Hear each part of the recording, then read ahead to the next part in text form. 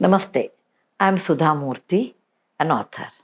I have written a chapter in a book, Modi at 20. This chapter is written the way how women have changed and the way I see or look at it. It's my own personal experience.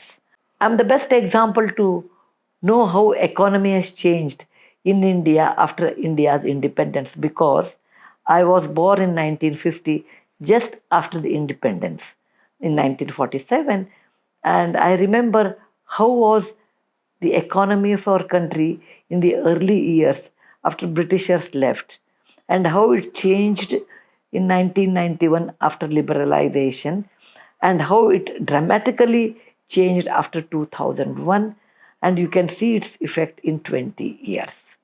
I call this as the winds of change. Particularly, there are so many changes in IT industry, in politics, in social media, in many aspects of life. It has changed a lot. But my topic was how women have changed.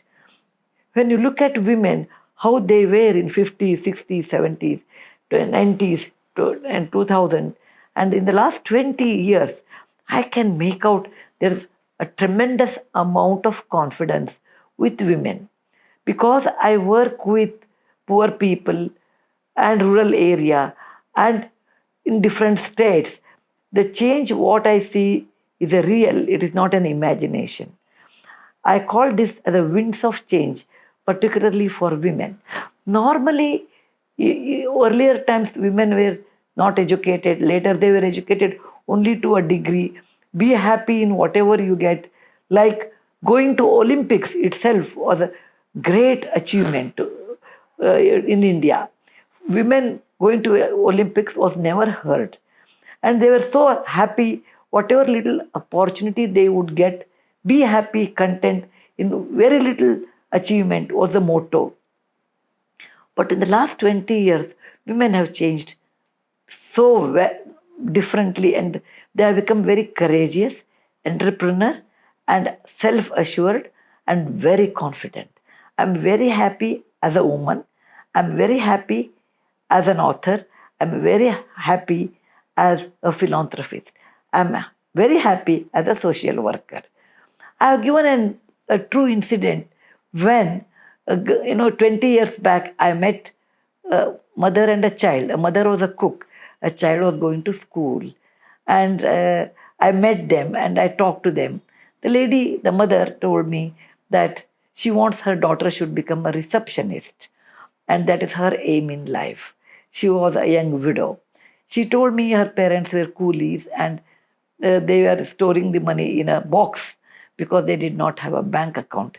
The sordid story of this whole episode was her husband died of a cycle accident on the road because the road was not good, and while he was cycling he met with an accident, fell down and died, and she always felt sorry for that. There was no good hospital for the treatment, etc.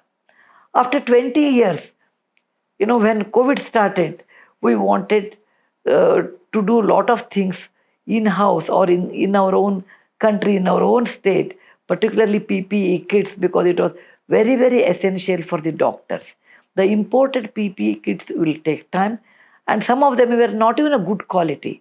That time I met a young girl, very confident, but with no money, and she came and told me, if you help me, give me initial seed money, government also will help me. And together, I would like to start my own industry making a PPE kit. And I took little risk. I said, okay, I'll give some portion. And she got a major loan from the government. She started PPE kit. She became one of our regular suppliers. Accidentally, I came to know she was the same little girl whom I met 20 years back, whose mother's dream was she should become a receptionist. Now, the girl has become an entrepreneur. And I met her mother. I called her and I met her. When I met her, she has become a good cook and she is serving people with the catering services. I asked her why it happened, how it happened, and what is the reason. She said, I have changed in 20 years. Government is extremely supportive in all their schemes. And she went on telling that how her parents have a bank account, how the roads to the village have improved so much. Even though someone cycles today, they will not fall and die because there is so much of government facilities. And most important, the roads are so good, nobody will fall the way she lost her husband. She said, Amma, do you remember? I asked you participating and being happy in an event like Olympics was a great thing for me 20 years back. But today, when I look at Olympics, women participating and getting gold medal, silver medal, and I realize that there is so much of change. The wind of change has changed women. Now, no longer Indians feel, covered or scared and say, oh, we can't do it. On the contrary, I've seen they say, we want to achieve the best. We do not want to settle down to the second best, but we want to do the best. Why these things happen? Is it because of the money? Is it because of the education? There are many reasons.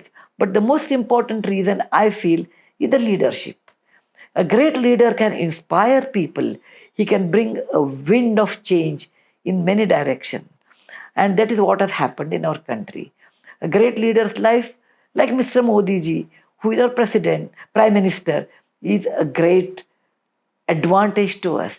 He resembles a tall tree, a shady tree in a desert.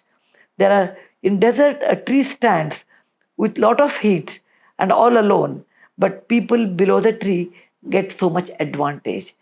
A tree provides shades to many people. It gives leaves to as a fodder. It gives a place for the nest for the birds. Its branches are used to build houses or doors, etc. But the tree doesn't get anything. The tree's life is selfless. And it is like paropakaram idam sharirim. A good leader's life is like that. A leader is never benefited anything to himself. Particularly Sri Modi ji resembles no particular benefit to him, but he works for many more people, for the entire nation, and particularly the downtrodden. His schemes are extremely useful for women, and that's the reason I call winds of change.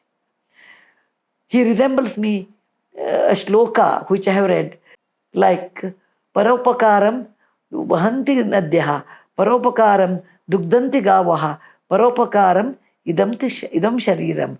A tree, a cow never drinks its own milk, but still gives milk. A tree which bears fruits never eats the fruits, but gives to others.